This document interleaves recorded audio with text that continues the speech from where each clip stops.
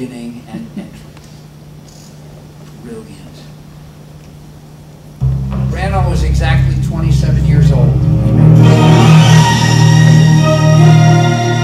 Now this is the second scene of Henry V, with the appearance of King Henry V as he appears to us here through these magic doors. It's a medieval castle, but apparently the doors swing open by electric power. But the music is playing, and people are scurrying aside because he is the king. And he moves toward us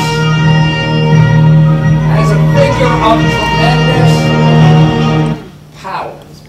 And looks like Darth Vader. Absolutely. On purpose he's meant to look like Darth Vader. He is the king, he's tremendously powerful, and we see him as power. Now watch. We see the way people respond to him, bowing down.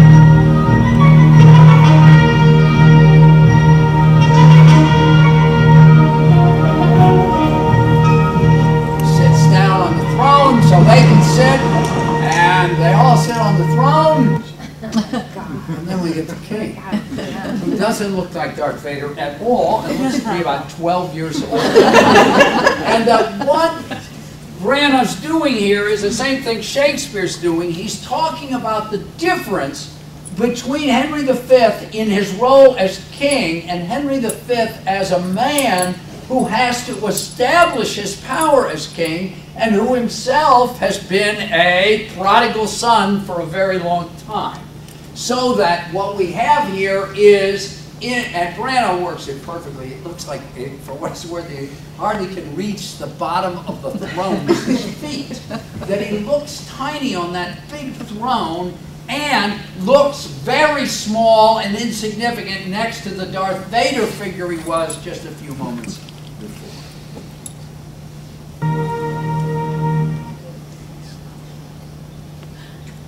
Now this is a different effect altogether. These are what are called lightning cuts. It's a scene from Citizen Kane. Have you got a piano? A piano? Yes, there's one in the parlor. Would you sing for me? Would you sing? Yeah. Yes, I would. Well, But don't tell me your toothache is still bothering you. oh no, that's all gone.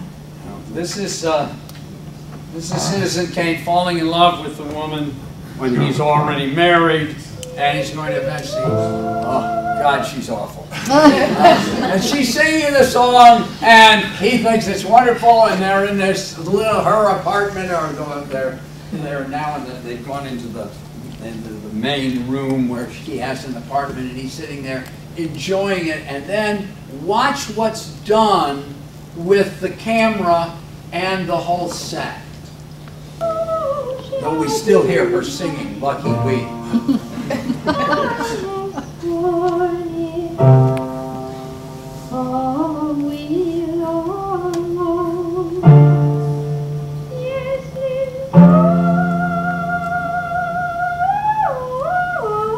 Same song, different place. He set her up in the apartment. Notice she's at the piano singing the same song. He's in a position of power with his arms crossed smoking his pipe. And what's between the bed? Then he's going to clap, and the sound is going to move with the clapping to another movement, another moment in the movie that suggests his move toward... There's only one man who can rid the politics of this state of the evil domination of Boss Jim Geddes. That what we now have is the beginning of a political rally for him as he runs for governor. And this is this Joseph Cotton speaking for him. I am speaking of Charles Foster Kane, the fighting liberal, the friend of the working man, the next governor of this state, who entered upon this campaign with one purpose only. Now we go to a big sign and we're in another situation. The dishonesty, the downright villainy of Boss Jim W. Geddes' political machine, now in complete control of the government of this state. I made no campaign promises, because until a few weeks ago, I had no hope of being elected. Now, however, I have something more than a hope. And Jim Geddes has something less than a chance. Now, what we have there is, of course, that whole thing took about 45 seconds and shows the whole movement of what's going to come crashing down when Jim Geddes. Now, what we have here is the beginning of a movie, and it looks like when we're in the theater something's gone wrong. We saw the Warner Brothers sign, we have absolute silence, we think, what the heck is going on here? There's a problem, there's no picture.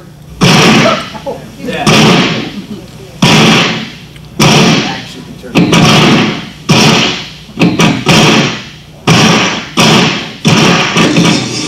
Now here comes the President's helicopter, Marine Helicopter number 1, landing in the plaza on the east side, the east front of the Capitol. That was, of course, the beginning of All the President's Men, in which we discover that the pen can be mightier than the President. And what we have is the power of the typewriters as they hit the date that they begin to do the investigation of him and the Watergate affair. And the whole rest of the movie is about how those typewriters bring down the President of the United States. But what's done is that the setup at the beginning of the movie is to make it look like there's something the matter, and just about the time we think we're going to get up and go complain, we get that tremendous sound of the key striking. This is, of course, as many of you will recognize, at least those of you who are older, the beginning of Shane. Pretty early. Poor boy. This is also, I'm interested in sound here. There are lots of other things. His costume compared to the costume of the other 3 people in the scene who are dressed like farmers. Here what we've got is a gunslinger, but watch what happens here as he talks to the boy. Puts me down and felt quite a spell, weren't you? Get some words. You know, I like a man who watches things go on around. He'll make his mark someday. Yeah, boo, cow. A long time since I've seen a Jersey cow. Well, you'll see a lot more. Jerseys and Holsteins and like. Can I offer you some water? Thanks.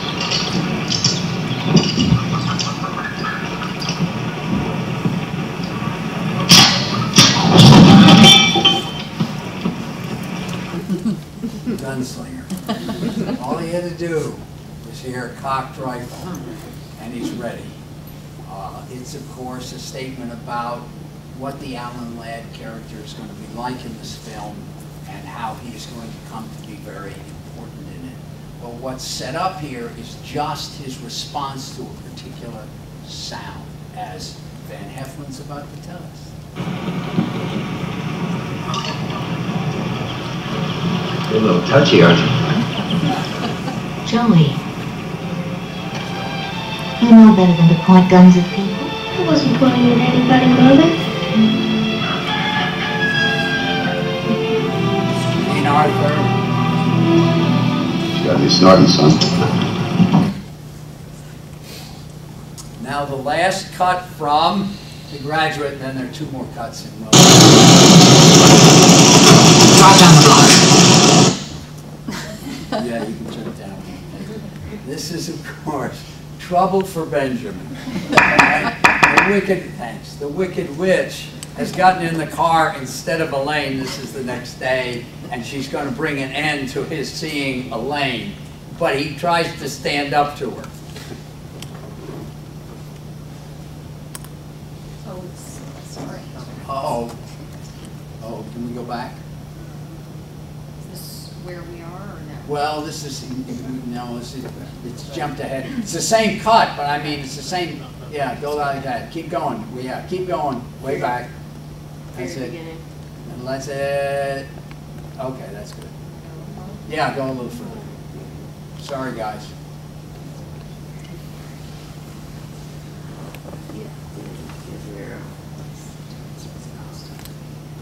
Okay, that's all right. No, I'm not doing anything. I'm just being here. I don't believe you. She says she'll... Then you better stop believing me. I just don't believe you would do that. Try me. So he gets out of the car and he runs to see Elaine. Now she has to follow. So he runs through the rain to see the girl, and he rushes into the house and up the stairs. Oh, the house is all black and I'm white. not dressed yet. Benjamin, I said I wasn't dressed. You got to go over to the back fence and I'll meet you on the corner. What's the matter? Hurry, put your shoes on. Now, those of you who have seen this movie know that he tells Elaine that he had an affair that summer with an older woman, but he didn't tell her the obvious details of some importance here. Watch what happens. Watch what's done with camera focus. Here comes, she's in black. No accident, she's dressed in I black. have to tell you something. What is it? That woman, What? that woman, that older woman that I told you about? You mean that Yes, the married woman. That wasn't just some woman. one? What are you telling me? Benjamin, will you just tell me what this is all about?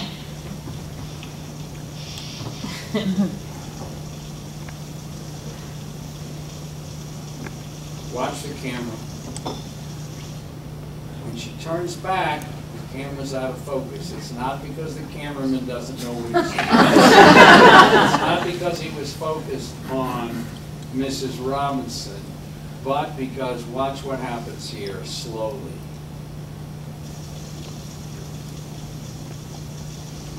It all comes into focus and she realizes what it all meant, what the story, who the mother was, who the older woman was. Not good, Benjamin. Goodbye, Benjamin. Now, they've also done something very interesting with that house. They built a whole set there for him to leave the house because it had not the same door he came in, of course, in spite of the fact that it is theoretically the same door, and it's just the sense of absolute whiteness. And she's a long way away, and the whole world has suddenly turned